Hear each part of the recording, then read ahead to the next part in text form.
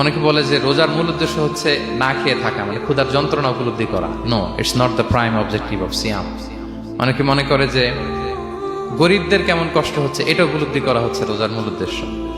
এরকম অনেক উদ্দেশ্যের কথা বলে, এগুলো একটাও কিন্তু রোজার প্রাইম অবজেক্টিভ না। প্রাইম অবজেক্টিভ আল্লাহ তাআলা বলে দিয়েছেন লাআল্লাকুম তাত্তাকুন, মানে যাতে করে তোমরা আল্লাহ ভীরু হতে পারো। সো আমাদের সিয়াম কিয়াম, আমাদের সমস্ত প্রচেষ্টার মধ্য দিয়ে এই লাআল্লাকুম তাত্তাকুন অ্যাচিভ হচ্ছে কিনা এটা আমাদের খেয়াল করতে হবে।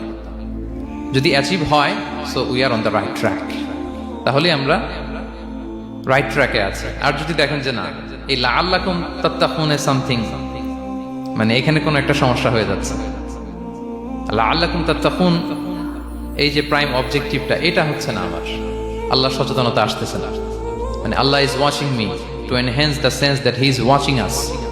এই সেন্সটা নিজেদের মধ্যে ডেভেলপ করা যে কেউ না দেখলেও আল্লাহ কিন্তু দেখে। এই চিন্তাটা, এই সেন্সটা যদি আমাদের মধ্যে ডেভেলপ করে প্রতিনিয়ত আমাদের প্রত্যেকটা কাজের মধ্য দিয়ে, তাহলে এভরিথিং ইজ ফাইন। আর যদি মনে হয় যে না লাআল্লাকুম তাত্তাকুন অ্যাচিভ হচ্ছে না, তাহলে আমাদেরকে একটু রিভাইজ করতে হবে। 17টা রমাদান আমরা কাটিয়েছি, আমাদের যদি লাআল্লাকুম তাত্তাকুন অ্যাচিভ না হয়, আল্লাহর ভয়, আল্লাহর সচেতনতা, তাহলে আমাদেরকে নতুন করে আবার ভাবতে হবে প্রিয় সুধী।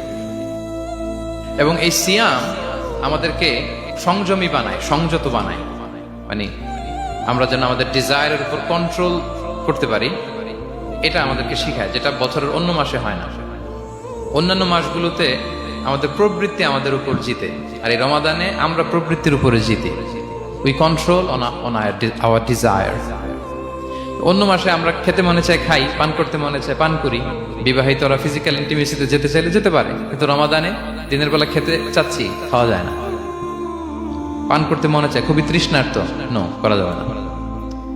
হালাল পন্থায় বৈধভাবে দিনের বেলা বিবাহিতরা কোনো ইন্টিমেসিতে যেতে পারবে না। তাহলে আমরা প্রবৃত্তির উপর কন্ট্রোল করতে শিখি। সারা বছর প্রবৃত্তি, ডিজায়ার, এটা আমাদের উপর কন্ট্রোল করে, আমাদের উপর জিতে, আর রমাদানে আমরা প্রবৃত্তির উপর জিতি। সো এই প্রবৃত্তিকে আমরা কন্ট্রোল করতে পারতেছি কিনা এটা আমাদের খেয়াল রাখতে হবে আমাদের সমস্ত কাজকর্মের মধ্য দিয়ে।